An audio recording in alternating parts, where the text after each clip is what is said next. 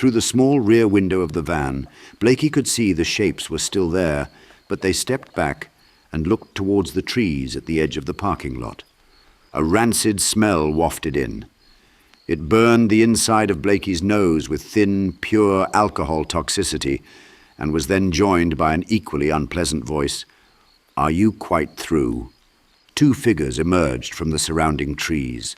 Identical in their school bully grins and swollen slit eyes, Tweedledee and Tweedledum approached the van. Their military boots clacked on the asphalt. With an authoritative wave, the shapes backed away. These were not cheery, rotund fools. They were grotesquely pale, bloated like Siamese twins plucked from a vat of formaldehyde. Dressed in custom-tailored Victorian military garb, each had poorly arranged rows of odd-shaped medals and commendations. Blakey was not surprised, and lowered his eyelids in defeated cynicism, and here I was just getting my second wind. Tweedledee smiled with teeth like roasted corn. Cheeky. Frightfully pointless. His brother paced around the van in the opposite direction. "What's that?" Blakey played along, looking desperately for a plan. "This," Tweedledee lobbed back. "This," Blakey acted stupid. "That," Dum replied. Dee answered, "Fighting, my brother means." Then they both strung together a list. The fight, your struggle, your madness, your sadness, your futile life, all without purpose. Blakey mocked their tone. If it's to be a meaning of life discussion, then wax on. "Little meaning to your life," Dee corrected. Blakey laughed. "Now you're just repeating yourself." "As are you," one of them answered. "I'll find her," Blakey declared. "What then?" They shared the question. Blakey roared. "Who cares what then?" He knew he was making a mistake in engaging them, but maybe he could buy some time and come up with an exit. "What would you do if you got her back?" Dee proposed. "Would you continue to fight?" Dum added, "Would you continue to save children?" "If you had her back." Blakey seethed. "Yes." "Why?" Dum asked rhetorically. They continued with the calmest of tones. "That's not why you are here," Dee announced. "Someone has to stop it," Blakey defended. "It's wrong." "Everything is wrong to someone." The twins never stopped circling the van and stirring the pot in Blakey's head. "If you're gonna kill me, then get on with it. I don't want to hear any more of this crap," Blakey growled. Dee peeked through the space between the windshield and hood. "You are moments away, brother. We have orders to liquidate." "And we follow orders," Dum asserted. "These boys would love to have their way with you," Dee offered. "Oh, I've got them where I want them," Blakey said, realizing his defiance sounded childish. "Where's that, Arthur?" Dee indulged. "On the run." Blakey tightened his grip on his remaining T-ball bat. Dee popped his head through the driver's side window. "No, Arthur, you are on the run." Dum called from the opposite side. "Running is all you ever do here, on the run from it all. From here to the end." Now their voices were behind him again.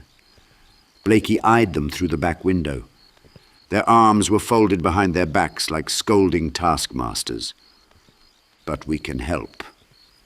"Help? That's what you all keep saying," Blakey said under his breath. They argued.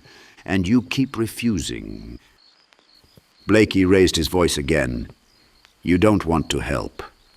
You want to hurt. You want me to stop. We want to give you a choice." Blakey tensed his entire body, hoping he could wish them away. "Yeah, what's that? Give up or die?" "Exactly," Dee exclaimed. His brother added on, "Leave them be. That's all we ever wanted." Blakey clarified, "Let more children be taken, all the children you want." Dee and Dum brightened, trading back and forth like jackhammers building in pitch and intensity. Is it really too much to ask? Stepping aside? Doing nothing? The easiest thing in the world. Are you so sure they aren't better off? Children deserve this ugly world? Tell us, Arthur, what is so great about this? Are you happy? Were you even much of a father?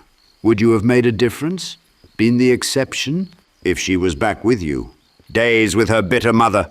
Weekends with her drunk father. Would her life become one ruled by if-onlys? If only I were a better child. If only my parents had stayed together. If only my father were sane. If only he didn't blow his mind out one late Friday evening after starting that second bottle of whiskey. How sick, Arthur. Why would you subject her to that? Growing up searching for her missing father's love. Idolizing the insignificant? Would she seek love from another? Someone like her father? Maybe he would even look like you? And this man wouldn't have love for her either, because if he's like you, he'd be cold, heartless, and empty. Would she force a child thinking that will create love? Dysfunction passed down. You will die alone either way, because the lonely always die alone. Forgotten within a generation, too, if you're lucky. And you're not lucky. Certainly not worth remembering. Blakey teared up. No. He could feel their disappointment in their silence. You can't win this, Arthur. For every 2 saved, 2 more will be taken. You cannot stop industry. You cannot end wonder. Got a plan? Blakey mumbled to himself, looking around hopelessly. Plan? What was that, Arthur? Plotting. They both mocked, just like the villain. Blakey was on the verge of mental collapse. Rubbing his eyes with the back of his hands, his head ached in a dry swell.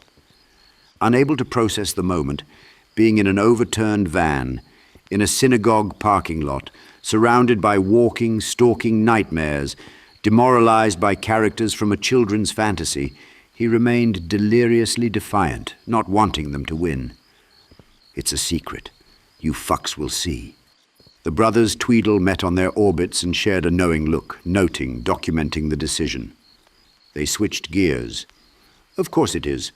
Those are the best sorts. Well, I, for two, hope this scheme of yours is excessive. They traded superlatives. Lavish. Imprudent. Madcap. Catastrophic. Blakey's back wound pulsed on cue, giving such a dose of nausea he had to brace and dry heave. Dee continued, "When you are bootless behind, you must make a big mucky mess. Take as many as you can, all the non-believers. A holy war. That's what the real dotty ones do. That is the way to get their attention up here. They all think he's bleedin' batty. Now he can do it up proper. To hell with this place. The whole apathetic, self-serving lot," Dum added. "Lot of pain. Plight of the perturbed. Retreat of the whimsy. They've all been asking for it, really. Who is he to deny? Let them and theirs be taken. See how that suits. That's the way this place works. Only the good ones are made to suffer. So share the affliction. They only speak in spite here. Alice lost, and they did nothing, nothing. Hurting is what they need." A hand peeked in the van window, offering a delicious, perfect heart-shaped cookie with delicate, creamy frosting. Seal it. A taste? Blakey stared for a moment before lashing out, breaking the hand with his bat. The cookie was smashed to bits. Dee roared in thunderous pain. "You'll pay for that!" "No, you will. You all will." Blakey smeared the frosting with his boot like dog shit and returned to his defensive stance. "Will we now?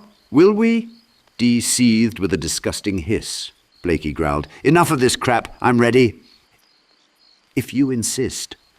Dee nodded to his brother, who signaled the shapes to resume. "Give him a full measure." The van lurched violently, moving away from Dee and Dum, who walked back into the trees, shouting over the van scraping on cement. "If you can't better things, make 'em worse," Mum always said. Yes, Mother. The bread and butter pudding. The comfits. The aconitum. The nightly scrubbings. The grinding against cement was deafening inside the van. It jolted when it hit the curb, tossing Blakey forward. The shapes rolled the van onto the grass and pushed it into the woods on its back. The van moved considerably slower on uneven wooded ground. Blakey braced, not knowing where they were taking him or when it would end. The frame rattled horribly, making it impossible to steady himself. The trunks of trees were visible through the broken windows. When the path was blocked, the van lodged against a tree, and it pivoted around, reversing Blakey. What do I do? How do I get out? There was only one voice in his head, his own, and it had nothing to offer. Frozen with indecision, he could only wait. The trees thinned out, and the van sped up. It hit a tree a final time and spun to face forward again. Blakey could see the incline ahead. The ground disappeared 20 yards further. When the van fell off the 100-foot rock quarry cliff, Blakey became momentarily weightless. Loose items in the van flew forward. The fall was awkwardly quiet, but tremendous on impact. Blakey and the van sank instantly in the cold black water. Candy wrappers, Yom Kippur flyers, coffee cups, and gas receipts floated to the surface. The shapes watched the widening ripples of water from above and waited. The glow-stick necklaced shape stepped from the pack and leaned over the edge, bracing on one of its long arms.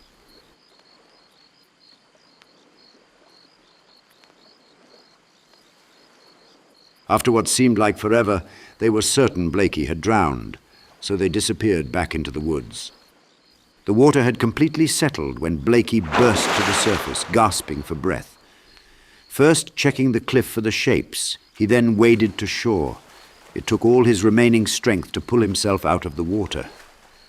The warm trickle of blood from his nose tickled his numb lips. He spoke to himself with chattering teeth. So cold. Just have to get home. So tired. The voice then returned, "Just give yourself a moment." Why did you leave me? I didn't. I won't. I am always. Blakey closed his eyes. Who are you? I am eternal, the voice said with cold authority. Blakey whispered and closed his eyes. I think I'll die right here. No, you'll get up. A struggle first to his knees, then a battle to his feet. Blakey lost any track of time to the cold and fatigue. The next thing he knew, he was plodding through the forest. Alice ran pacer for her wheezing, wet and freezing father. Come on, Dad, almost there. Keep it up. Not much further. Blakey's eyes glazed over, wanting to roll in his head, wanting to resign, desiring the comfort of collapse. The twigs broke underfoot, reminding him of a warm, licking fire, and he used it as the carrot to lead him on. He would be warm soon, he promised himself.